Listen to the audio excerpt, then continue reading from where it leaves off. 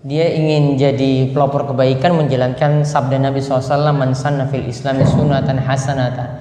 Siapa yang menjadi pelopor untuk kebaikan sehingga dicontoh oleh yang lain.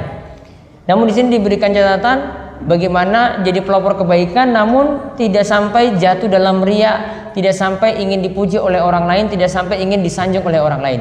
Memang perbedaannya tipis. Ketika kita ingin mengajarkan orang lain dengan ketika kita itu ingin riya. Riya itu artinya ingin dipuji, ingin disanjung. Ini perbedaannya tipis sekali. Satu contoh misalnya, kalau ada amalan yang baiknya itu disembunyikan. Ini kadang di zaman modern seperti ini, itu kan sudah ada Facebook, sudah ada Twitter, macam-macam seperti itu, media sosial banyak sekali. Sebagian orang kalau sudah bangun jam sini subuh jam berapa di Mas Sohi? Jam 5 kurang ya? 5 kurang. Ya, 5 kurang seperempat. Subuh. 5. Oh, 5 lewat. 5 lewat sedikit. Baik. Taruhlah subuh itu jam 5. Berarti sholat tahajud itu jam 4 ya. Ada yang jam 4 atau setengah 5 itu masih bisa. Setelah sholat tahajud langsung dia tulis di status, alhamdulillah sudah sholat tahajud. Ibu-ibu kira-kira tanggapannya bagaimana? Orang ini ingin jadi pelopor kebaikan atau ingin pamer-pamer? Ingin pelopor kebaikan atau pamer-pamer? Asalnya sholat tahajud itu rahasia kita dengan Allah. Sudahlah diam-diam, tidak usah omong-omong. Sama seperti kita masukkan uang dalam kotak infak pas hari Jumat, yaitu uang yang masuk itu berapa, sudah itu rahasia kita dengan Allah. Gak perlu lagi nanti dia tulis di status lagi, alhamdulillah sudah masuk dalam kotak infak uang merah 2 lembar. Nah, ini kan pamer sekali kan kita. Karena apa? Amalannya seharusnya disembunyikan. Maka untuk jawab ini, perhatikan ada 2 jenis amalan. Ada amalan yang wajib kita sembunyikan, yaitu amalan-amalan sunnah, tidak perlu dipamerkan, maka asalnya itu disembunyikan. Namun ada amalan yang wajib untuk ditampakkan, seperti lakukan sholat berjamaah di masjid. Bapak tidak boleh punya alasan, beta yang mau di masjid nanti orang-orang bilang beta itu wah pamer-pamer sholat, nanti dibilang orang soleh, dibilang orang rajin. Tidak boleh. Tetap dia berangkat di masjid walaupun banyak orang yang mau bicarakan seperti itu. Pokoknya tetap berangkat.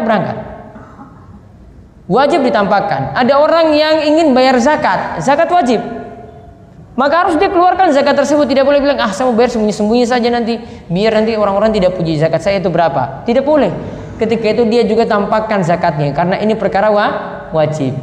Sama juga untuk haji misalnya. Haji ya, orang pergi haji ya terang-terangan, gak mungkin ada yang sembunyi-sembunyi mau pergi haji.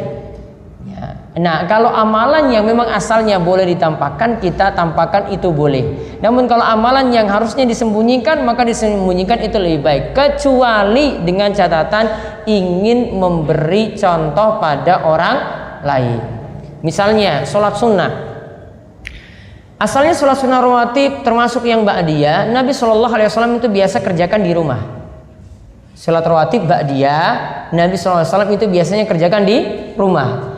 Namun kalau ada yang inisiatif mau kerjakan di masjid, biar apa? Biar orang-orang tahu ini setelah sholat isya misalnya ada sholat rawatib atau tidak, maka dia contohkan biar orang lain itu tiru. Apalagi dia ini orang yang terpandang, tokoh agama lagi. Kalau dia beri contoh sekali, yang lainnya tahu, setelah sholat isya ada sholat rawatib, maka ketika itu dia kerjakan biar yang lain itu ambil contoh. Walaupun ini asalnya sembunyi, namun kalau dia lakukan nanti yang lainnya meniru amalan baik ini, maka dia jadi pelopor kebaikan. Contoh lagi tadi misalnya puasa Senin Kemis. Asalnya puasa sunnah itu disembunyikan, gak ada yang tahu. Maka dulu para ulama ketika mereka laksanakan puasa sunnah, mereka tidak pernah pamer-pamer amalan. Ada yang punya kebiasaan dari rumah, dia itu bawa bekal, padahal dia sedang puasa. Nanti sampai di tengah jalan, bekal ini dia sedekahkan pada orang yang dia ketemu di tengah jalan.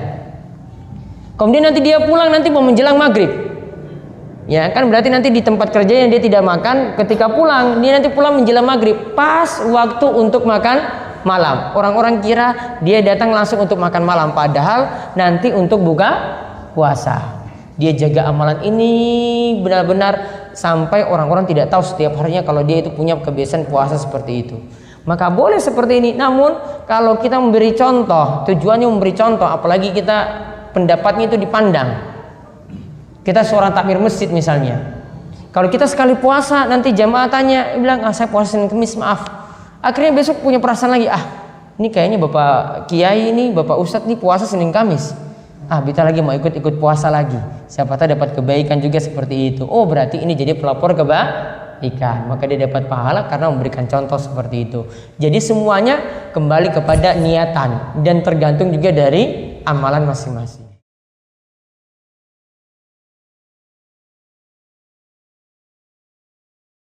Nah, itulah video-video Darus Sholihin TV. Dukung Darus Sholihin dan jangan lupa subscribe videonya biar mendapatkan ingatan terus setiap hari.